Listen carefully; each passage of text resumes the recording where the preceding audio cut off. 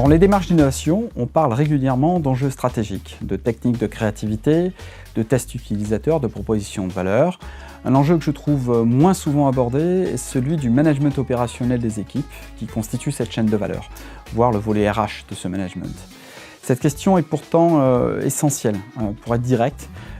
Comment évalue-t-on au sein d'une entreprise la contribution d'un membre de la R&D, de l'innovation ou du marketing? Je ne vais pas entrer dans le détail de chacune de ces fonctions, car ça relève bien sûr de la culture qui est propre à l'ADN de chacune des entreprises. Je vais juste opposer deux grandes logiques qui existent dans la chaîne de lancement et voir quelles implications concrètes elles peuvent avoir sur la qualité réelle de cette chaîne de valeur.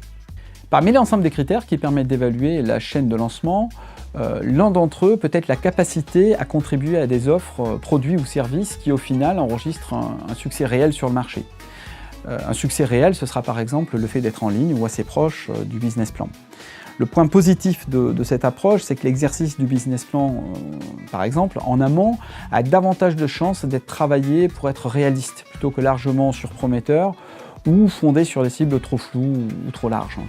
Le deuxième avantage, c'est que cette mécanique invite fortement les équipes à interroger le plus en amont possible les territoires d'opportunité, les attentes de leurs cibles, qui correspondent aux propositions de valeur qu'elles souhaitent lancer. Un point de difficulté néanmoins, c'est que le succès réel d'une offre est souvent la combinaison de plusieurs facteurs dont chacun des membres de la chaîne de valeur ne maîtrise qu'une partie.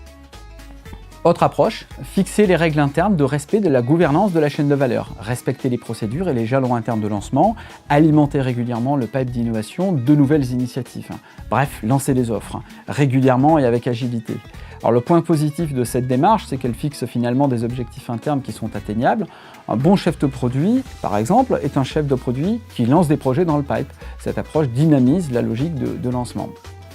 Le point de difficulté néanmoins, c'est une possible déconnexion avec les débouchés commerciaux réels.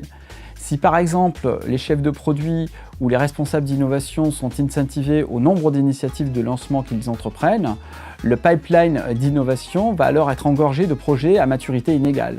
Prendre le temps d'étudier les opportunités et les attentes des consommateurs dans un tel cadre revient finalement à ralentir la capacité à enchaîner des lancements. Et de fait, les projets les mieux aboutis se retrouvent en concurrence interne avec des projets moins étudiés que l'on n'aura pas arrêtés en réalité dans leur élan, car personne n'aura vraiment intérêt dans la chaîne de lancement à trop hiérarchiser les projets si c'est justement ce volume de projets qui devient un KPI interne de succès. Donc, un côté, une logique 100% marché, basée sur le ROI de lancement, qui peut être difficile à vendre aux équipes, car économiquement vertueuse, mais probablement injuste au niveau de chacun des maillons de la chaîne pris isolément. Et d'un autre côté, une logique 100% interne qui favorise des comportements presque administratifs, voire bureaucratiques, et crée l'engorgement de la chaîne de valeur et la fragilisation des projets au plus fort potentiel.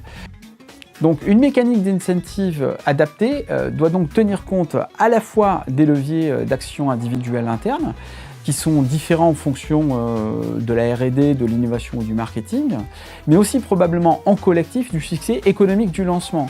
Il faudra donc, en fixant de tels objectifs, des équipes en bien évaluer les conséquences comportementales et économiques qu'un tel écosystème va générer.